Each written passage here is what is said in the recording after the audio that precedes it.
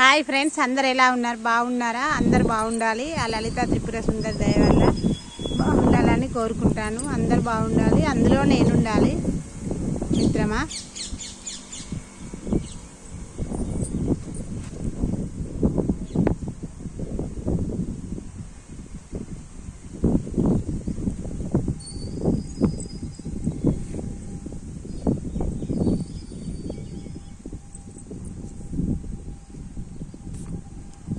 మిత్రమా, నిజానికి ఉన్న భయం ఎట్లాంటిది అని అంటే చాలా కష్టం.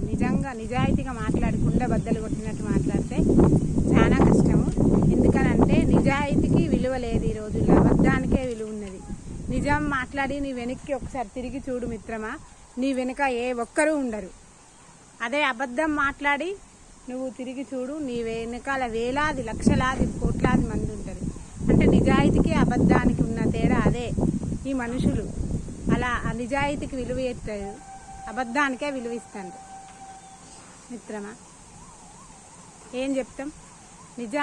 నిజాయితీగా నువ్వు మాట్లాడితే నీ వెనకాల ఏ ఒక్కరూ నిలబడరు. అది అందరికీ నగ్న సత్యం, అందరికీ తెలుసు.